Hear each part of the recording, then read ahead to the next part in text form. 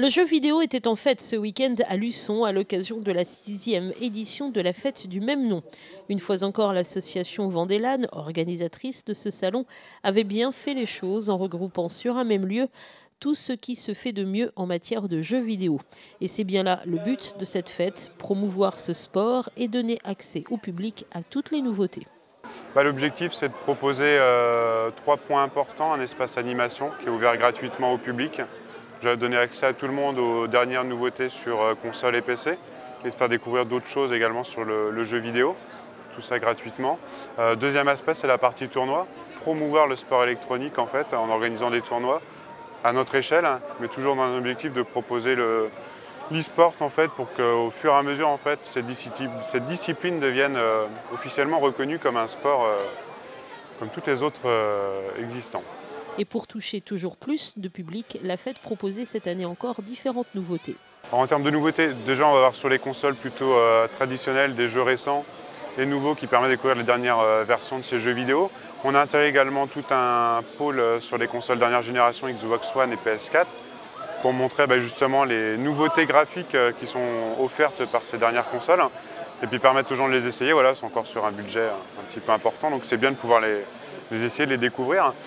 Autre chose, on a également un casque d'immersion 3D qui s'appelle l'Oculus Rift, qui est un projet qui a été racheté par Facebook, donc qui est en fort développement et qui permet de complètement de s'intégrer dans un jeu vidéo, d'avoir une vue à la première personne. C'est une expérience intéressante à vivre.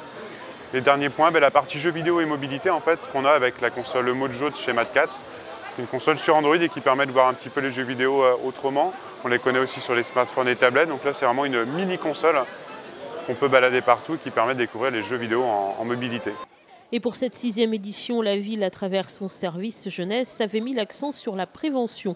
Tous les ans, grâce à l'opération Les dangers du net, au mois de mars, le service sensibilise déjà les collégiens afin qu'ils utilisent au mieux Internet et les réseaux sociaux.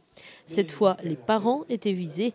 À l'approche des fêtes de fin d'année, les questions sont nombreuses, en effet, sur les jeux vidéo et l'addiction qui peut en découler. Sur place, les parents ont donc pu se renseigner et pour compléter cette action, une clé USB leur a été remise, clé comprenant différents éléments de compréhension ainsi que quelques conseils. On a donc des possibilités de développer une information pour simplement valoriser la pratique des jeux vidéo, parce que c'est développer un sens créatif, de rapidité d'exécution, de développer un peu l'esprit mathématique des enfants. Donc comment créer des jeux. Et puis en marge de ça, on a aussi sensibilisé les parents sur l'envers du décor, c'est-à-dire que nous avons des vidéos interactives qui permettent de voir un peu ce qui se passe dans l'utilisation aussi des réseaux sociaux et puis dans une forme d'addiction aux jeux vidéo, jusqu'où ça peut aller pour malheureusement avoir un effet destructeur, c'est-à-dire complètement à l'envers de ce que le salon est en train de montrer aujourd'hui. Prévention, tournois, démonstrations, une fois encore, la fête des jeux vidéo a su toucher tous les publics et c'est sans doute pourquoi, une fois encore, les visiteurs sont venus en très grand nombre tout au long du week-end.